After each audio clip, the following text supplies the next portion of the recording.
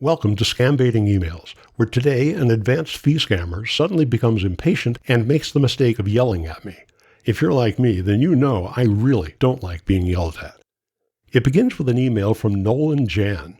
Or is it from James Douglas? Or maybe it's from both, in as much as the message begins, "We have concluded to send your payment through Western Union money transfer $4,000 daily until the total fund of $3.7 million is completely transferred.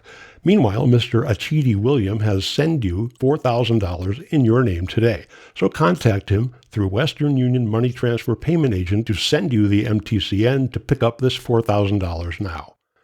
Contact person, Mr. Achidi William, and it lists a phone number in the country of Benin and a nonsensical email address and an admonition to please remember to call and ask him to give you the reference number, sender name, question and answer to pick up the $4,000. Also, you should send him your information to cross-check it to avoid mistake. And it goes on to ask for personal information, which really is none of their business, and concludes with, though Mr. Achidi William has sent $4,000 in your name today, so contact him on his email or call him as soon as you receive this email and tell him to give you the reference number, sender name, and question answer to pick the $4,000. Please let us know as soon as you received all your fund. Best regards, Mr. Nolan Jan. All of that leaves me a little bit confused, and I'm not afraid to admit it. Dear Nolan Jan, James Douglas, or Mr. Achidi William, I am responding to the email I received from you today. I think you must have confused me with someone else because I have no idea what money you are talking about, whether it is $4,000 or $3.7 million. If this is not all some big mistake, please elucidate me to what is going on with all the things you said about in your email. In sincerity, Rob, or as my friends call me, Rob McClellan. That generates a reply from Rev. James Douglas, who for some reason uses the same email address as Nolan Jan. Clearly, this was written by a different person because it's foolishly formatted in huge paragraphs that make you dizzy if you try to read them. And for some reason, it's addressed to Dragan Pasanechki. I have received your comprehensive email and the content well understood. With respect to the provision Section 17 of Decree 114 of the 1999 Constitution, I was directed to inform you that your payment verification and confirmations is okay. Therefore, we are happy to inform you that arrangements has perfectly concluded to effect your payment as soon as possible in our bid to be transparent in line with programs of the present administration of President Chief Muhammad Buhari, GCFR, Federal Republic of Nigeria, and Commander-in-Chief of the Armed Forces of the Federal Republic of Nigeria in his crusade against corruption in Nigeria. And here we have another one of those dense paragraphs that no one would read. Something about an ATM card and a secret PIN, and the ATM card value is $2.5 million US dollars only, which is odd because earlier they told me the card value is $3.7 million. I could withdraw a maximum of $20,000 per day, which is 5 times the maximum daily withdrawal amount of $4,000, which is what they previously had told me is the daily maximum withdrawal. And I'm requested to immediately offset the courier and transit insurance charges of $558 via Western Union through the company given payment instruction as follows. Name, Obidima Lawrence Nwabanwani. Text question, I think they mean test question, answer, address, amount of $558, and the country where Obidima Lawrence Nwabawani is. Surprise, Nigeria. And yet another wordy, unwieldy paragraph that, frankly, I don't even bother to read. But there's one thing that puzzles me greatly, and I pose that puzzle to either Rev. James Douglas or Mr. Nolan Jan. You appear to have sent me email that is intended for someone named Dragan Pasanechki.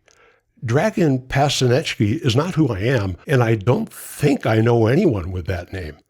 Your email also says it is from Rev. James Douglas, but it is signed by Mr. Nolan Jan. Which of them is you? I also don't know anyone named Obidima Lawrence Nwabawani. I did go to high school with a guy named Lawrence something or other, but I can't remember his last name and don't know if that's the same Lawrence mentioned in your email. To make things even more confusing, you're talking to me about secret PIN numbers and interswitches and something about being insured by Nikon, which I'm sure makes cameras instead of insuring things. Did you really intend to write to me instead of to Dragan Pasinechki? If so, who is Dragan Pasinechki, and why did you address me by his name? Also, you say something about needing a valid ID card, but once again, I am telling you I am not Dragan Pasinechki, so I don't have any kind of ID card under that name. Please tell me who everybody is and what it is you want me to do to help you. I dedicate my life to helping people, but not when I can't figure out who they are. 2 days later, Rev James has some answers for me. Attention! Mr. McClenn, first of all, we are very sorry for delay in response. Well, I got your mail and question there is very understood. Rev James Douglas is my name. Nolan is our family name. This name, Dragan Pasinechki, is my grandfather guy name, and a lot of people knows us by that name, so that is why we always put it anytime we want a message to person so that they will know whom is talking. We need only your information together with your ID to proceed on your transaction immediately. Still your friend, Rev James Douglas. Well, that clears up some of it, I guess, but not all of it. Attention, Rev James Douglas. Thank you for your reply, for which I extend gratitude. But still, I do not understand why you began your original email to me by saying, "Attention, Dragan Pasinechki." I understand now that Dragan Pasinechki is your grandfather guy name, but I do not understand why you thought that was my name too. In this email that I am writing to you just now, you will see that I have begun it by saying, "Attention, Rev James Douglas," because that, Rev James Douglas, is the person, you, I am writing to. One of my favorite proverbs is the one that goes, "Do not attempt to understand a second thing while the first remains a mystery." For me, the mystery remains, why did you originally address me as Dragan Pasinechki? Although I have not done a complete geology research on my family history, as far as I know, I am not part of the Pasinechki family. I noticed the appearance of mentions of large sums of money. Does this relate to some sort of family inheritance to which I am entitled without having known about it? If in truth I am not family related, why is it I was chosen to be selected to participate in this financially involved transaction? Also, what kind of ID card are you talking about? Attention, McClenn. We are very sorry for that. It is a mistake, so do not hesitate your feelings towards this, please, because it is a mistake, okay? I want you to feeling free because this is legit and approved by government, so we only need your info right now to enable us proceed on this, your transaction. Thanks a lot. Attention, Rev James Douglas. Thank you for elucidating me about the earlier email being a mistake. Now I think I understand. Can you please explain to me the transaction to which you refer? I am pleased to report that Rev James Douglas really likes that email. He responds, "Thank you so much for your urgent respond well regarding your mail. This offer belonged to you by United Nations Organization Committee, UNOC, or UNOC, together with Africa Union, AU, as your compensation, and it was handed over to me as DHL director, so below is what we need from you now." And then he asks for personal information, which really is none of his business, but I am relieved to hear that Rev James Douglas is still my friend. Even though he is still my friend, for a Rev, he seems surprisingly impatient, as I receive this email from him the next day. "I'm still waiting to hear from you as soon as possible." I guess I've got some explaining to do. I hate to keep a friend waiting. The delay in hearing from me as soon as possible is because I don't understand what this is all about. It all seems extremely complicated to me and very unfamiliar. I have never been to Nigeria and am not aware of even having any relatives there. The only faraway trip I have taken was around 10 years ago to that town in Italy with all the water instead of roads. And of course, I know that Italy and Nigeria aren't even close to each other and speak completely different languages. I also don't understand what all these big amounts of money are all about. I don't own an ATM card, so I know it can't be overdrawn. But your references to ATM card numbers and secret PINs numbers, secret text questions, MTCN numbers, and secret ID cards have me flummoxed. While I would like to help in any way I cannot help but think that you have accidentally sent me an email that was actually intended to be sent to someone else.